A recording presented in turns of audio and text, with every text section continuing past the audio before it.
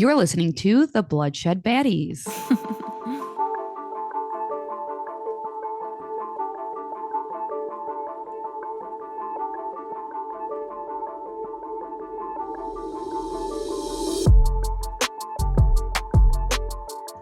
What's up? I'm Lex. And I'm Sam. And we are the Bloodshed Baddies. Hi, baddies. Good morning, good afternoon, good evening, good day, wherever you are in your day. Hello. Thanks for tuning in. Samantha, I want to hear about your little weekend getaway that you took this weekend. Oh my gosh, it was heaven and so relaxing. Lately, I've been stressed out, just life coming at me full force. It's been a stressful time. So, my husband and I took a cute little weekend getaway trip to Asheville, North Carolina. And I thought about our friends, the Santana brothers, because that's where the case Yes. was. Yes. So, well, we were a little bit like 20 minutes outside, but we went in downtown Asheville and looked. But we went hiking all around North Carolina, and I meant to be by the mountains. I know we asked that question in the one podcast. I'm like, well, I'll change it. Sometimes beach, sometimes mountains. It was the most needed, relaxing trip ever. Brandon and I were laughing. We were like, there are many people in the world who do this, but people would think we're crazy that we go on a relaxing trip and take these like super long hikes and we're like sweating and dying. But the minute you get to the top, it's just like the views were incredible. Everyone needs to go. If you like hiking and have never been to North Carolina, you need to go. We stayed in this cute little cabin. There was a hot tub. So after hiking, it was just the best relaxing thing ever. And And it you was brought the incredible. bubs too, right? We bought our dog. Our dog loves hiking. It's insane. He was just joyous every single time on the hike. He's the one pulling us, keeping us ready, and then he just relaxes on the top, like he knows we made it, and is just like, I'm chill. And then we get back to the cabin and he sleeps the rest of the time. He's so exhausted. And it's hard to exhaust that dog. Oh my God. Yeah, he's a husky, so he is insane. But it was the perfect weekend. Obviously, blues to be back, but I was so happy. It was so nice. And I also know, Alexis, if you're going to talk about it on the pod, you had a very exciting weekend yourself. I did have an exciting weekend. And I want to preface this story by saying that when I was in high school, I had one true obsession that took up my entire life on earth, and it was the Jonas Brothers. She was so obsessed that I knew the color of Nick Jonas's toothbrush. I was able to write a whole paper about Nick Jonas without doing any research, and I was not a Jonas Brother fan. It was just from my sister talking about it all the time. Okay, so like as I grew up and got an adult diagnosis with ADHD, I now realize this was hyper focusing. I was hyper focused on the Jonas Brothers. However, that being said, I was at a small bar in Nashville this weekend. One of my friends actually works there as a bartender, and my boyfriend was going up to get a drink, and he was like, "Hey, you know Joe Jonas is over there, right?" I So would die. Dustin, being the great boyfriend he is, came back and said, "Hey, Joe Jonas is over there." And I said, "Let's go." And he followed me and I introduced myself and got a picture. And he was very, very nice. And teenage Lex, all her dreams came true. Lex met a Jonas Brother. I never thought the posters on your bedroom wall that I would say that, and you did it. Well, actually, I met the Jonas Brothers when I was 16 at a meet and greet. I forgot all about that. Yes. So it's actually the second time I've met Joe Jonas. No big deal. You should have said, Joe, you don't remember me? What the heck? I It's should have. so memorable. You don't remember the little girl who was 16 and her hair was dyed black and she couldn't even think of one word to say in front of your face? Yeah, that How was dare me. him? He is now my least favorite Joe, bro. He doesn't remember my sister's beautiful face. Goodbye, Joe. Just kidding. They're all great. No, he was super, super nice. Yeah, it's just very cool to see. Everybody has like their Nashville sighting of a celebrity, and I've now lived here almost 9 years, and I'm like, I've literally never seen a celebrity out and about. And now my very first one was on my teenage bedroom wall. So So crazy. So exciting. I'm happy we had two good weekends. I hope the baddies had a great weekend as well. yes. So I haven't even checked the spreadsheet. I don't even know what you're doing. So today I'm going to do the case of Vanessa Guillén, and I'm pretty sure you probably heard about it. It's pretty recent and it was all over. Do you remember anything at all? I don't remember that name even a little bit. I have like no memory though, people. As you can tell, because every week I'm like, I think I remember this case, and then I'm like, nah, I knew nothing about this case. I think this one might be opposite, but we do have bad memories. But I will get right into it, and this one's pretty wild. So on Wednesday, April 22nd, 2020, a 20-year-old Vanessa Guillen was not supposed to be at work. Because of COVID, it started to spark around that time. She was supposed to have the day off, but she was like on an on call status. Vanessa was a firearm repairer or a weapons mechanic for the US Army. So she a baddie. She was trained as a 91F small arms and artillery repairer. She was a private first class and she was stationed at Fort Hood in Killeen, Texas.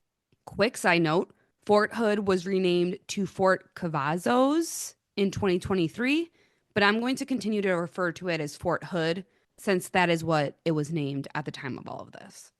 Anyway, Vanessa received a message the night before that she had to come into work to complete her arms room inventory because she was an essential military occupational specialty. It is unclear who called her into work. It was supposed to be a quick day for her, just checking inventory. She texted her fiance Juan that she had to go into work and made plans with a friend from the army to go on a hike afterwards. Because she was called in and only had to go in for a short amount of time, she was able to wear civilian clothing and was wearing a black t shirt and purple fitness pants. At around 12 p.m. or 1 p.m., she was seen in the parking lot of her Regimental Engineer Squadron headquarters, walking to an adjacent building to confirm serial numbers for the weapons and equipment. Unfortunately, this was the last time that anyone saw Vanessa alive. What? Yes, on an army base. Okay. I don't know anything about this. Prepare to be mind boggled. Let's talk about Vanessa Guillen. Vanessa was born September 30th, 1999. Her parents are Rogelio and Gloria Guillen, and they were born in Mexico. Vanessa was born and raised in Houston, Texas. She was one of six siblings, and at just 10 years old, Vanessa told her mom she wanted to join the army. Wow. Her mom wasn't very happy with this. In her culture, she was a girl. She shouldn't be doing that. It was dangerous. And she kind of just hoped, okay, it's little girl dreams and it will pass. Vanessa was also very, very focused in school. She was known to be very brave and courageous. Her and her family would go to church together. She would tell her sisters, if you want something, go for it. She was just very, very driven. She was also athletic. She loved and played soccer throughout high school. She ran track and cross country, and she lifted weights. Wow. She was in shape. She's impressive. In 2018, in the top 15% of her class, Vanessa graduated from Cesar E. Chavez High School. After she graduated and at 18 years old, she went to her mom and told her she had enlisted into the army. Ooh, that's a tough conversation. Yes, her mom was sad, but on the other hand, Vanessa was living her dream since she was 10 years old. She completed boot camp at Fort Jackson in South Carolina, and she loved the environment of it all and was succeeding and doing very well in boot camp. She was excelling with her firearms and she was getting stronger with the workouts that they do there. When she graduated boot camp, which is such an amazing accomplishment because a lot of people like drop out and things like that, she was so happy and her family was so, so proud of her. After boot camp, she's officially stationed at Fort Hood in Texas, and her and her family are very, very happy about this because it's close-ish to home. It's only about 3.5 hour drive. So she's able to drive home on the weekends and visit with her family. So this is like an ideal situation to be stationed at. So they were able to maintain this close relationship that they all had. The first few months after Vanessa was stationed at Fort Hood, there was a noticeable change in her, her mom being the first to notice. She was not acting as proud of her military service as she was in the beginning. She also wasn't eating much or sleeping well. Oh no. Her mom keeps asking her if she's okay and what is wrong. And Vanessa would just say, "Hey, I'm fine. It's whatever." But her mom kept pushing her, and she finally told her mom what was going on. Vanessa was being sexually harassed by a superior, which was a sergeant at her job. Her mom wanted names, but she tells her mom that she's going to tell someone about it and she doesn't want to give any names or anything like that. She can handle it on her own. This is like so sad because you like finally accomplish your dream. It's so close to home. Everything's going great. And then this person has to come and ruin it for you. It's so devastating. She's so proud of it. She's been wanting this since she was 10 years old. And then not only this person, but this situation, because we're going to take a brief turn here and talk about Fort Hood for a moment. Fort Hood is one of the largest posts in the US, and they are known for having a bad reputation throughout the military. Oh, really? Fort Hood has the highest sexual assault rates of all bases. Oh my gosh, that's a horrible stat. There was actually a sexual assault advocate, First Class Gregory McQueen, and he was alluring female soldiers with money problems and basically prostituting them. Wait, but he was an The sexual advocate? assault advocate, prostituting these women soldiers with money problems. Oh my God. Two other soldiers from Fort Hood have also tried to smuggle immigrants for that same purpose. What? This base has also had two mass shootings. There have been a lot of missing or dead soldiers from this base. And according to a New York Times analysis, between 2016 and 2020, at least 159 Fort Hood soldiers died out of combat, including 7 homicides and 71 suicides. Holy shit. This is not a good place. No, not at all. Basically, command culture is extremely awful, and it truly is described as like the good old boys club. This goes beyond a good old boys club. You're 100% right. This is like a good old boys crime ring.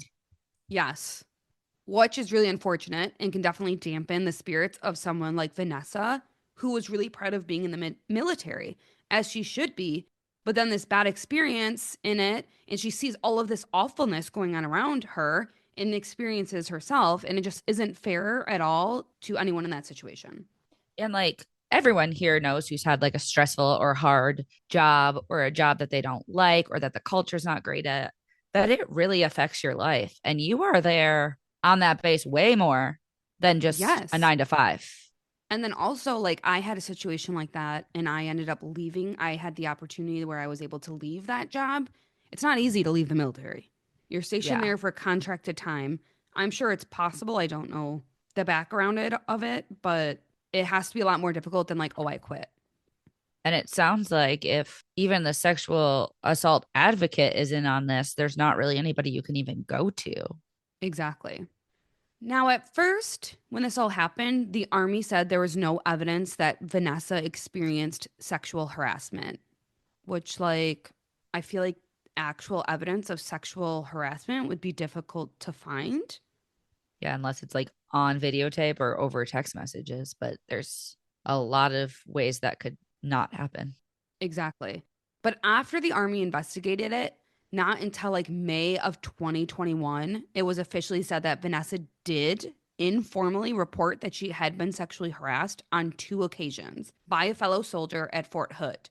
But both times, her supervisor failed to report the harassment and other leaders failed to take any action. That's awful. Yep. So she reported it and no one did anything about it. According to the report, Vanessa told a supervisor that another supervisor made sexual comments toward her in the summer of 2019. The supervisor made comments in Spanish, suggesting to have a threesome with her. Like this would be her supervisor. It's disgusting. Could you imagine your boss at work being like, oh, we should have a threesome? No, not at all. Two other soldiers reported that incident to supervisors and they failed to investigate it. So 3 people reported this Yep. and they were like, it's Gucci. Yep.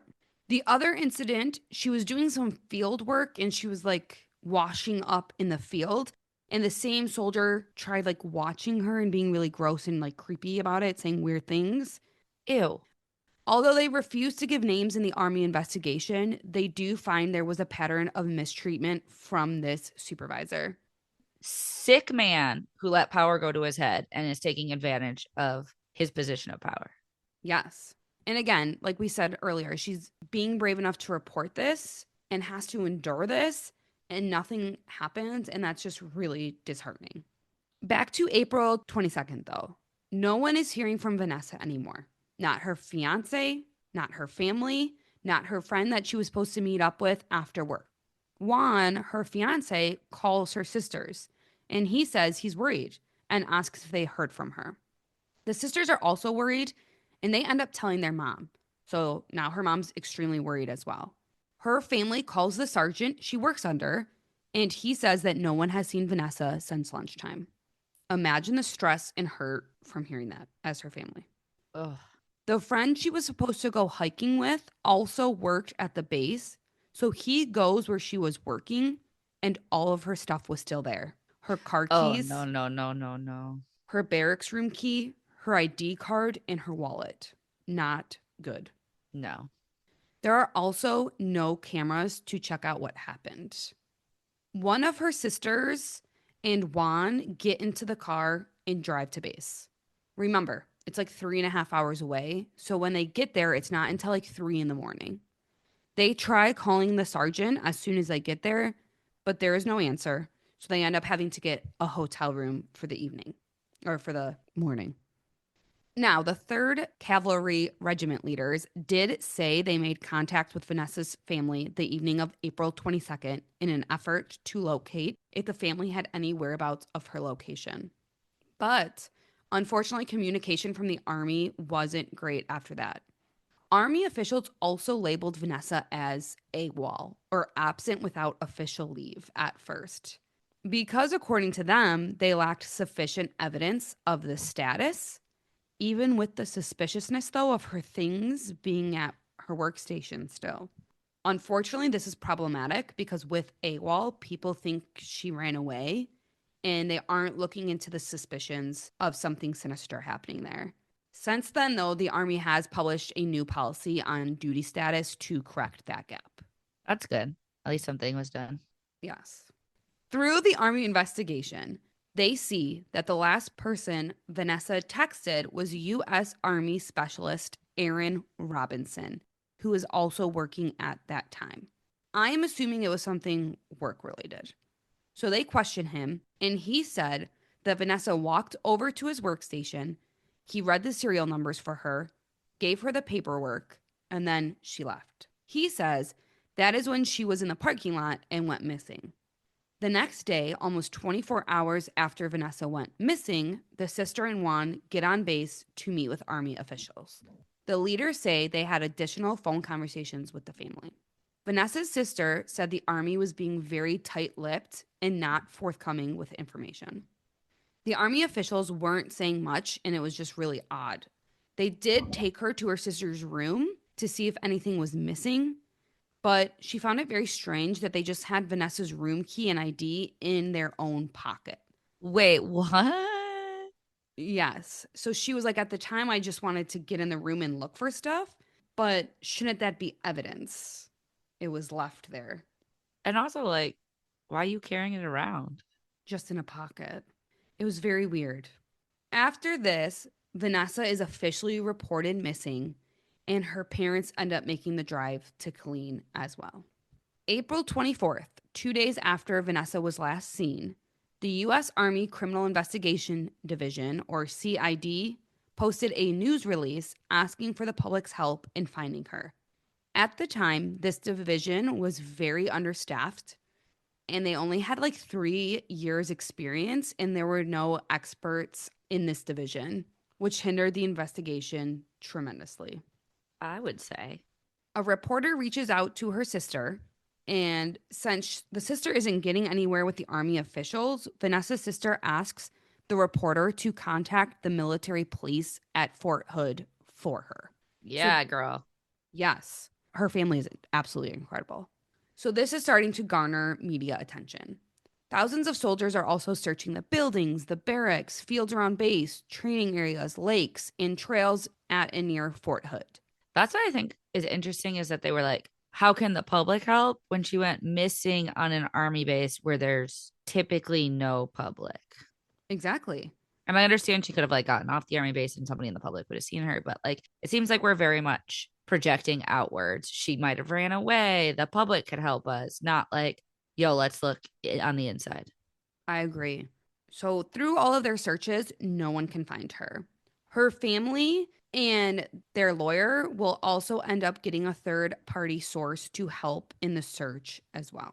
Look at this family, man. Yes. So, how they got the lawyer was her family reached out to lawyers who specialized in military situations since it's so different than civilian situations. They're awesome and they search for this lawyer, and she ends up saying, I'm going to help you guys, I believe, pro bono. So, it was a very good situation. She's very helpful. That's awesome.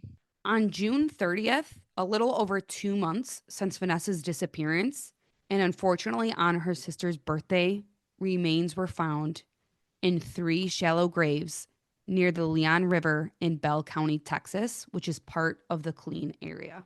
Is it on the army base or is it off the base? It is off. On July 3rd, it is confirmed that these remains are in fact Vanessa. So there's three different shallow graves that her remains are found in. It's not three Yes. different people. It's her remains spread across three shallow graves. Yes. So this That's is really fucking rough. weird. But her remains were dismembered, burned, and buried in those three shallow graves. And there was also some quick dry cement surrounding the body parts in the grave. So someone was really trying to cover this up. Yeah, that goes beyond trying to cover it up. 100%. Vanessa's autopsy will show that she had multiple blunt force injuries to the skull, which is what killed her. She had extensive bone fracturing, sharp force damage, and of course, burn damage. Extremely awful. Hours after the remains were found, Army investigators detained Aaron Robinson, the coworker. Oh, really? They were holding him for breaking COVID protocols, but also because he was starting to become a person of interest and investigators were trying to get more information on him. Robinson was a person of interest because he was the last person to see and text Vanessa. Also, two witnesses later said the same day Vanessa went missing, they saw him pulling, I've seen it called a pelican box. I know through Brandon's military thing, they call it a husky box. I don't know if you ever saw it, Lux. It's like this big box they take on deployments with wheels. And they see him pulling that in the parking lot. And not only is he pulling it, but it looks like it's very heavy. Oh boy, not looking so good for this Robinson man. No. Vanessa's sister also says that her and Juan were there when they initially started interviewing people when they first got to base to find out like where could she be. And Robinson looked at her and Vanessa's fiance and like laughed. What? Yeah. Aaron also originally told investigators that he went into work to do a training and then went back home to hang out with his girlfriend. However, pings from his cell phone showed that that wasn't the case. The phone pings also led the investigators to the Leon River where Vanessa's remains were found. Oh, okay. So open shut it. Yeah, there's a clear indication there of him lying. So now this is a big mess up from the CID, but the soldier who was looking over Robinson was not made aware that he was also suspected of murdering Vanessa. Now, this is a big mess up from the CID, but the soldier who was looking over Robinson was not made aware that he was also suspected of murdering Vanessa. Aaron Robinson was allowed to keep his phone, and when he saw the news break about finding Vanessa's body, he makes a call to his girlfriend, Cecily Aguilar, and says, "Baby, they found the pieces." What? I'm kind of actually glad they let him keep his phone because, like, is that on record somewhere? Yes. Okay, that's a great mess up. That's a wonderful mess up. Thank you guys.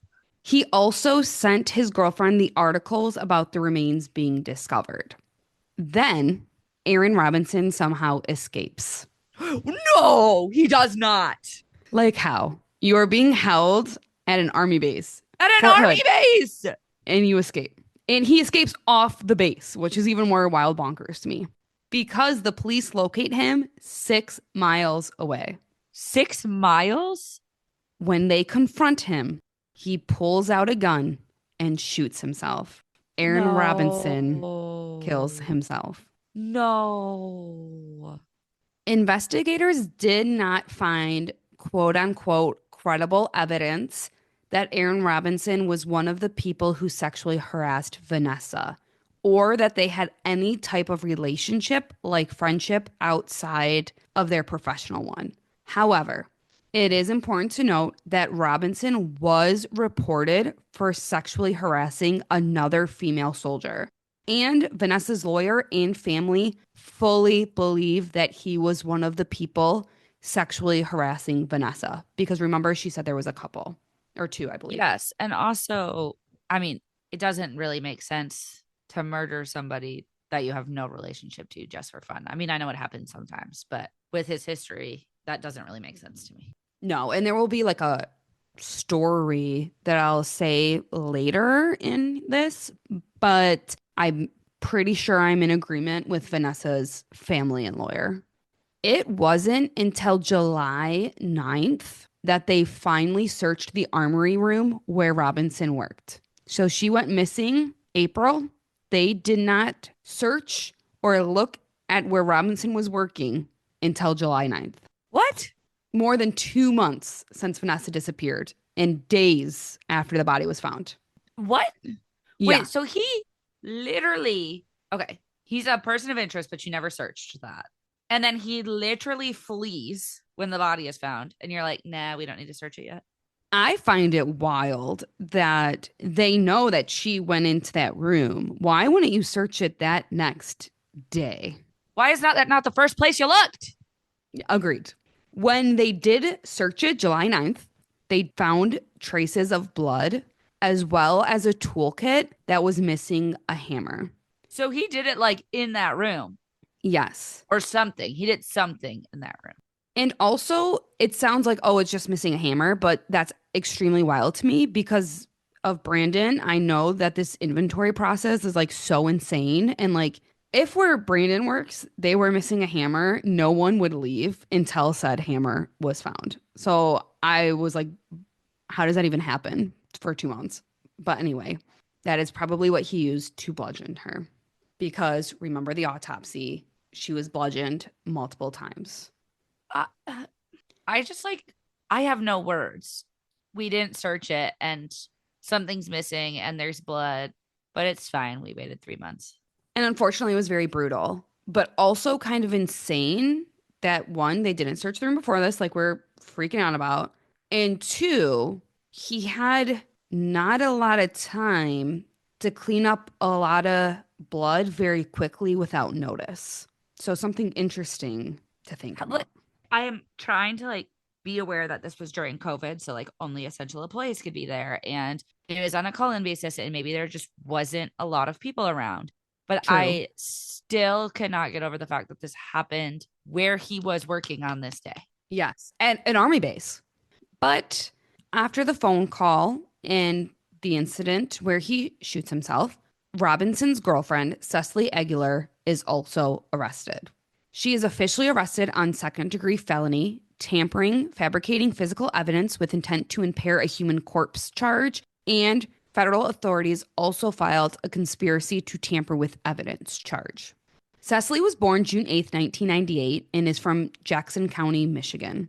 Oh, she's young. Yes. She moved to Killeen, Texas in 2019. She previously lied to investigators, telling them she was home with Aaron Robinson the night of the murder, and altogether makes 4 false statements to police from that night. One of them being that they went stargazing by the Leon River the night they buried her body. Like she was trying to be smart and say that's why the phone pings were there and they were stargazing. Just next to a dead body. Okay. On June 30th, Cecily makes a confession to the police that she did in fact play a role in disposing the body of Vanessa. Cecily and Aaron actually lived together at this time, and she said she did it to prevent him from being charged with a crime, which, like, girl, you are absolutely insane. I mean, she's very young. She's moved far away from her family. I don't know how old this guy is. Um, let's keep talking. Okay. From her account, Cecily's account, which you cannot believe a word from her mouth. Aaron Robinson bludgeoned Vanessa with the hammer multiple times, killing her. Then he put her in that husky box, went home, showered, and then he picked up Cecily from work. And the two drove to the lake, dismembered Vanessa's body with an axe or machete style knife, attempted to burn her body before burying her in those graves. They then tried to put quick dry cement over her remains. They also went back after the first time to try and burn her body some more. Oh, okay. After this disgusting act, Cecily also altered and destroyed information contained in a Google account belonging to Aaron Robinson. It is unclear what that information was. Um, I'm just trying to put myself in a position where I'd be like, yeah, I'll help you cut up and bury and burn this body. And can't do it. Never. And if for whatever reason you felt like you had to, you go and tell somebody very shortly after that that happened. You don't delete the account and go back to the scene and try to burn this poor girl's body some more. Also, did she say if like he told her why? Well, as if this is not already a messy, messy situation, Cecily was married to a different Fort Hood soldier. Wait, but she was living with this guy? Didn't you say they were Well, living together? yes. She and husband were experiencing marital problems when Erin Robinson moved in with her and her husband in December 2019 as a friend. But a short time later, Cecily moved out with Erin Robinson. What? So scandalous. But anyway, the military does have a strict fraternization rule, and you can get in really big trouble for being in a cheating situation. So, like, if you're a soldier and you're cheating, being a part of a cheating thing, you can get in really big trouble for it. Like, that's not the standards of the military. So, from Cecily's perspective, again, I don't believe her, or you can't believe anything she says, but allegedly, Vanessa saw a photo of Cecily as Aaron Robinson's background on his phone. And he got worried that he would get in trouble, so hit her in the head with a hammer multiple times and then asked her to help dismember, bury, and burn her body. Seems very extreme. So instead of just being like, yo, let's keep this on the DL. And this is also why Vanessa's family and lawyer believe he also sexually harassed or assaulted her because Yes. that doesn't add Yes. up. If he did, like Vanessa's family and lawyer believe, is it possible he found out that she was going to tell someone like she told her mom? I don't know. I don't think we ever will, but that is Or Cecily's like, story. did he try something in that room? And when she turned him down, he got enraged because he's a man who could not take rejection. Very possible. Since Cecily is a civilian, though, she goes through the steps as a civilian would and not like with the military or with the army. And on November 29th, 2022, a 24-year-old Cecily pled guilty to a charge of accessory after the fact and 3 counts of making false statements. You know, obviously, she's not a great person. It is important to note that Cecily tried to get her confession thrown out, but was thankfully unsuccessful. Of course she did. I mean, of course she did. She also tried to claim in court that Robinson held a gun to her head, but again, Vanessa's family and lawyer do not believe this at all and think that she was just trying to reduce her sentence because it didn't come out until court. Yeah, probably. I understand if he was still alive, being like, oh, yeah, you're terrified he's going to come kill you next. But like, Yes, he's dead and gone. If that were to happen, why wouldn't that be the first thing you said? exactly. She also tries to make another claim, But Vanessa's family says there's no proof of it and she can't be trusted. So I'm not even going to mention it on here. But she just further proof that she just is lying about things. Thankfully, though, Cecily gets the maximum sentence of 30 years in prison. Wow, beautiful.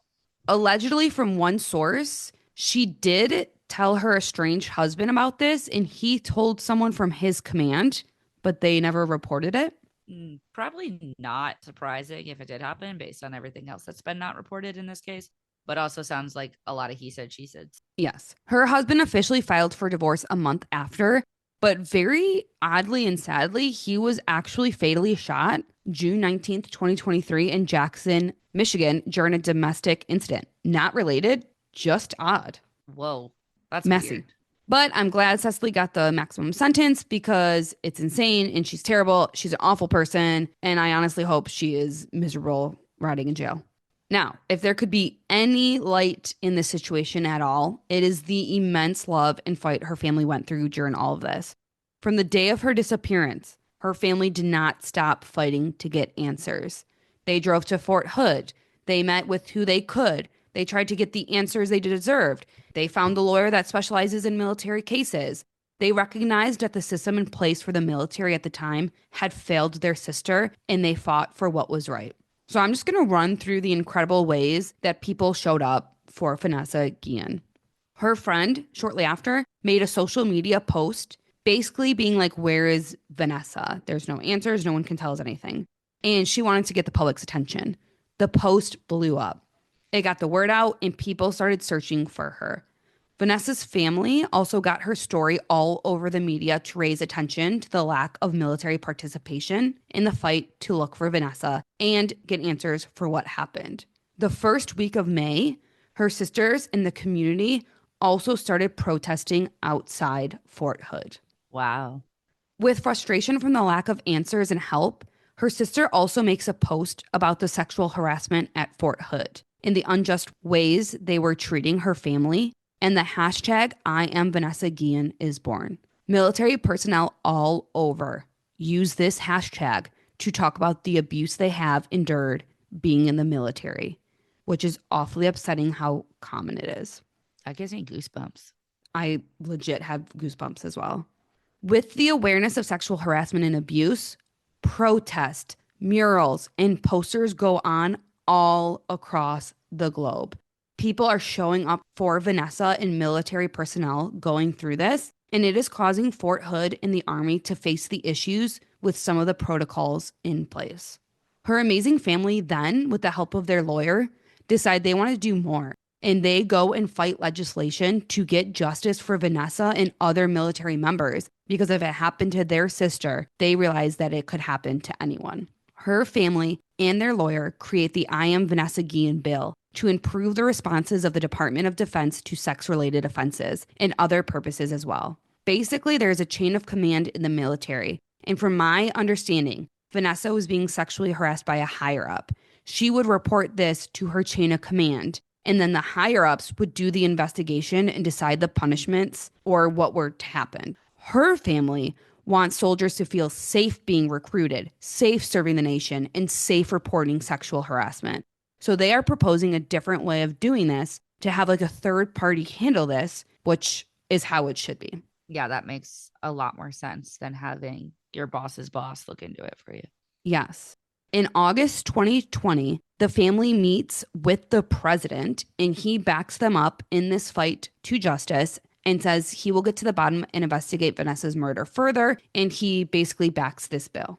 Vanessa's family then joins forces with Jackie Spears, who is already looking into legislation for this. So working together with the language and whatnot would be beneficial to them both.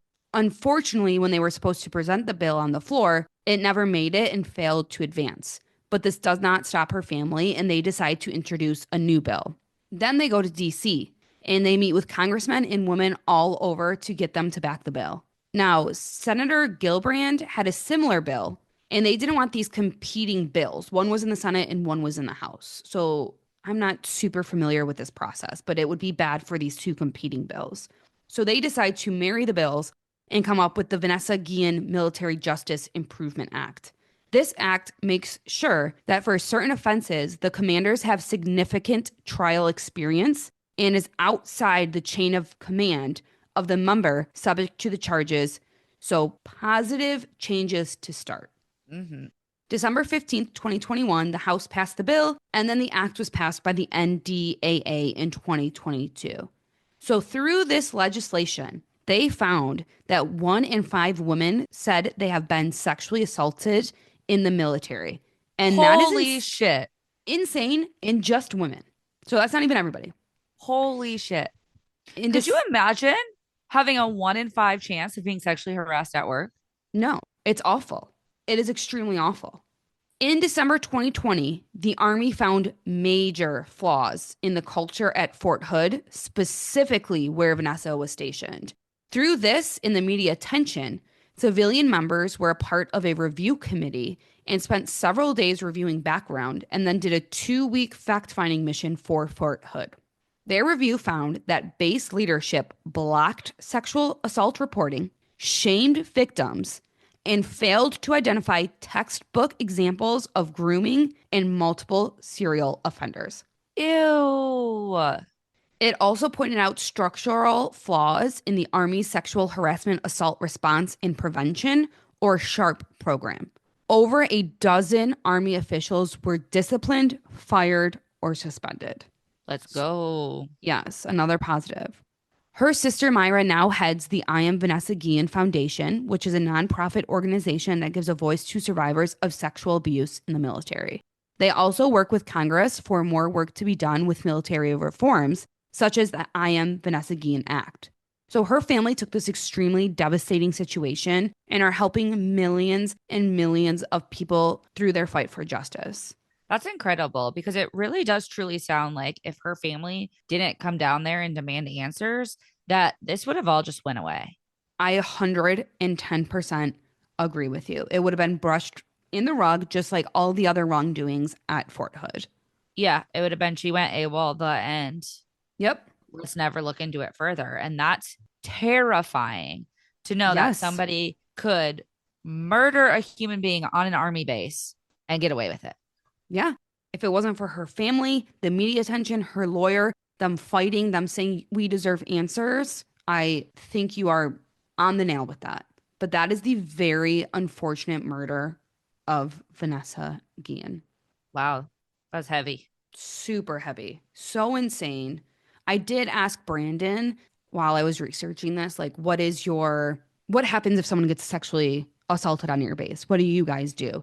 And he did say there is this third party where people, like, kind of what their bill did, like other people in the military would help out. And Brandon, like, could volunteer and, like, help victims, but he wouldn't investigate it. He did say that, like, one person in the military, I forgot the term he used, is in charge of it. So I did ask, like, okay, well, what if that one person was being the awful person? Like, hopefully not, but, like, what if? And he was like, honestly, I don't really know how to answer that, but he isn't, like, super versed. Like, he just goes through trainings and Yeah. whatnot. So it does seem like those things are put into place, which there are positive changes happening thanks to this family. Such an awful situation to make it happen, but military members are getting their voice and people are starting to finally feel protected. That's good. And I mean, obviously, it does happen so much more in the military than other jobs, but that's not just the military that women can't be safe at work from. And Yes, it's sad, and we need to keep fighting for that. I agree 1,000%. Just very sad. I don't actually know how to end this one. I feel like I need like a transition into thanks for listening, but I don't know. Just go right in. Okay. Well, thank you so much for listening. Please head on over to our new hosting site. We are on Podbean. There's a little website. It also can connect you to all the places to listen to our podcast: Amazon Music, Apple Music, Spotify, iHeartRadio. You can also give us a nice review on that, Podbean, or any of those. And also make sure to give us a follow. Reminder, we are not only on Instagram anymore, baddies. We are Bloodshed Woo! Baddies on Instagram, Facebook, and TikTok. We're moving on up. Also, send us an email with a case suggestion or story to bloodshedbaddies@gmail.com. Thank you to all who have. We have you on a list and we're in the process of researching them. Intro music is made by our awesome cousin Vinny. Give him a listen. Tell a friend, tell your boss, tell your coworkers, and tune in next week for our next episode. Woo. We will see you next time. Until then, bye, bodies. Bye. We love you.